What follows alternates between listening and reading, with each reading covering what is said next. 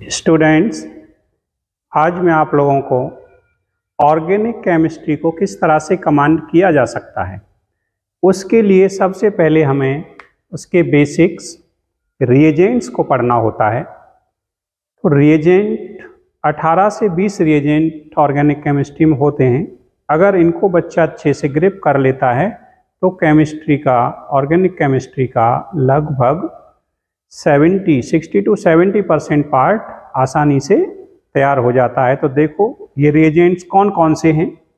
Organic chemistry reagents ये soda lime, alcoholic KOH, aqueous KOH, zinc dust, concentrate sulphuric acid, dilute sulphuric acid, children reagent, nitrous acid, acid halide, acid anhydride, phosphorus halide, alkaline KMnO4, acidic K2Cr2O7, Grignard reagent, reducing reagent, Lucas reagent, KCN, NaCN। तो इस तरह से 18 से 20 हैं। इनको मैं 1 by 1 18 videos में cover करूंगा। तो आज हम सोडा लाइम रिएजेंट और उस पर बेस्ड किस तरह से क्वेश्चन आ सकता है उसको डिस्कस करेंगे इस वीडियो में। तो आज डिस्कस करेंगे सोडा लाइम। तो देखते हैं इसमें सोडा लाइम होता है CaO प्लस NaOH। इनका जो रेशो रहता है वो 2:1 में रहेगा, या फिर CaO ऑब्लिक एल्कली लिखा जा सकता है, या लाइम ऑब्लिक एल्कली इसको लिखा जा सकता है। तो ये इस तरह से इस फॉर्मेट में आ सकता है, इस फॉर्मेट में आ सकता है। लाइम ऑब्लिक एल्कली लिख सकता है, CaO ऑब्लिक OH नेगेटिव लिखा जा सकता है, या फिर सिंपली सोडा लाइम लिख सकता है। तो तुम लोगों ने ध्यान देना है, इसका फंक्शन होता है डीकार्बोक्सिलेशन। डीकार्बोक्सिलेशन का मीनिंग है रिमूवल ऑफ CO2। लेकिन आप लोगों से गलती ना हो, प्रोडक्ट बनाते समय तो ध्यान रखना CO2 तो रिमूव होगा but in the form of Na2CO3। तो जो प्रोडक्ट में लिखना है साइड प्रोडक्ट यहां लिखा जाएगा Na2CO3। तो सोडा लाइम का क्या फंक्शन है? Decarboxylation, removal of CO2 but in the form of Na2CO3। इस तरह से इसको कर सकते हैं। तो देखिए इसमें एग्जाम्पल किस तरह से, यहां पर कार्बोक्सिलिक एसिड अगर आता है तो यहां से CO2 को रिमूव कर दिया जाएगा और एल्केन फॉर्म होता है RCOH प्लस 2 NaOH CO। तो ये सोडा लाइम की फॉर्म है, या फिर इस तरह से सोडा लाइम लिख दिया जाए तो यहां से CO2 रिमूव हो जाएगा और यहां एल्केन फॉर्म हो जाएगा और यहां Na2CO3 निकल जाएगा। इस पे एग्जाम्पल CH3COOH एसिटिक एसिड। तो यहां से जब ये जाएगा तो यहां पर फॉर्म हो जाएगा CH4 मीथेन प्लस में Na2CO3। तो मीथेन फॉर्म हो जाएगा। यहां पर देखें तो ये बेंजीन फॉर्म हो जाएगा। एल्केन की प्रिपरेशन में हम इसको यूज कर सकते हैं, बेंजीन प्लस Na2CO3। तो इस तरह से इसका फंक्शन हो सकता है। आगे इसमें सोडियम एसीटेट। तो यहां पर अगर देखते हैं तो इस तरह से Na2CO3 ये निकलेगा। जो पहला NaOH है वो रिएक्ट करके सॉल्ट फॉर्म करता है, सेकेंड NaOH मॉलिक्यूल रिएक्ट करके तब ये एल्केन फॉर्म करेगा। तो यहां पर ये मीथेन फॉर्म हो जाएगा प्लस में Na2CO3, साइड प्रोडक्ट निकल जाएगा। इस तरह से ये मीथेन यहां बन गया। सेम सिचुएशन यहां पर रहेगी। रिमूव होगा और यहाँ पर बेंजीन फॉर्म हो जाएगा। तो इस तरह से हम से आ सकता है इस पर बेस्ड। व्हाट इज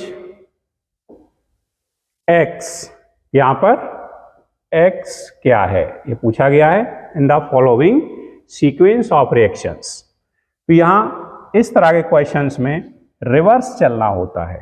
रिवर्स आप चलिए, ये क्वेश्चंस आसानी से हो जाएंगे।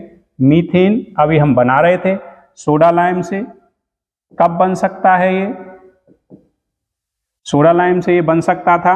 अगर इसको हम देखते हैं तो यहाँ CH4 आपका आ जाता है। यहाँ सोडा लाइम जब यहाँ रखा जाएगा,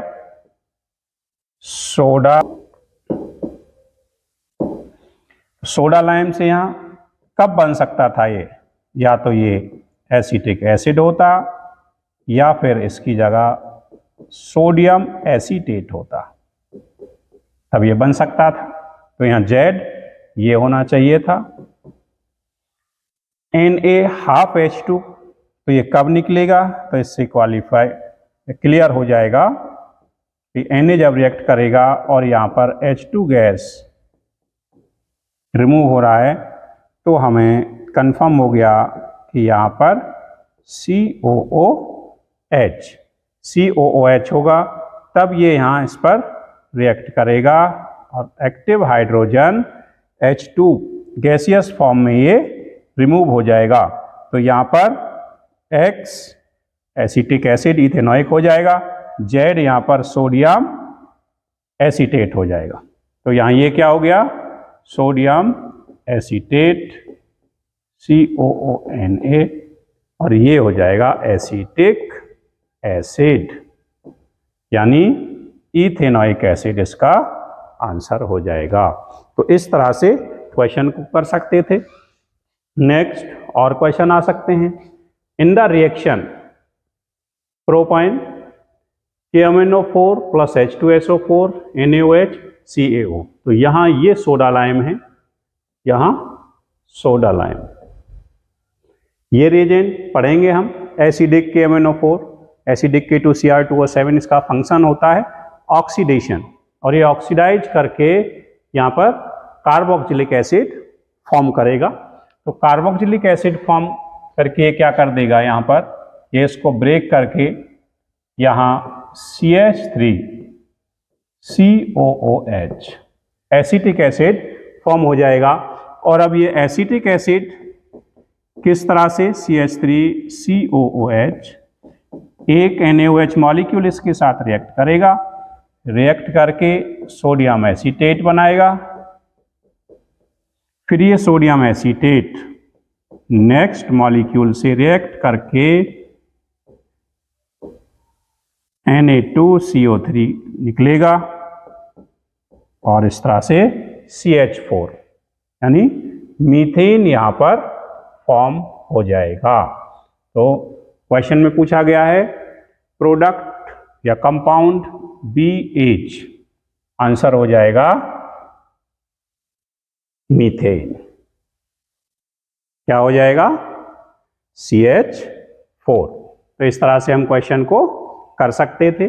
सोडा लाइम का फंक्शन याद रखना है, decarboxylation, removal of CO2 but in the form of Na2CO3।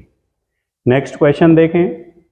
In the reaction A + NaOH ये प्रोडक्ट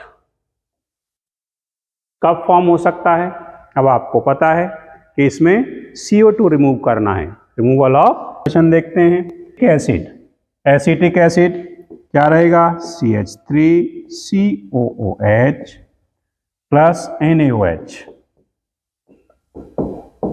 CaO। तो क्या होगा? अगर कंप्लीट देखना है तो COONA और फिर से NaOH इसके साथ रिएक्ट करके Na2CO3 प्लस मीथेन Na2CO3, तो यहाँ पर मीथेन। तो क्वेश्चन में था which one of the following gas. तो यहाँ बच्चे मिस्टेक कर जाते हैं कि डीकार्बोक्सिलेशन, रिमूवल ऑफ CO2, यानी CO2 भी निकल रहा है, मीथेन भी निकल रहा है, सोडियम कार्बोनेट का भी कई बार नहीं सोचते, या फिर कई बार आंसर यहाँ पर ये भी आ सकता था ऑल ऑफ दीज की जगह बोथ 1 and 2। अगर ये यहाँ आसान क्वेश्चन आ जाए कि बोथ 1 and 2, तो बच्चा सिली मिस्टेक कर सकता है। इसमें CO2 तो निकलता है लेकिन Na2CO3 की फॉर्म में निकलता है जो कि सॉलिड होता है, इसलिए इसका आंसर रहता है मीथेन गैस। तो इस तरह से सोडा लाइम को आप लोग तैयार कर सकते हैं और इस पर बेस्ड जो क्वेश्चन हैं उन्हें आसानी से कर सकते हो।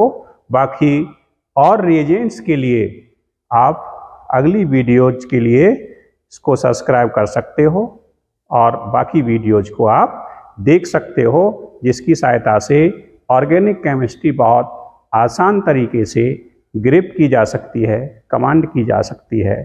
Thank you.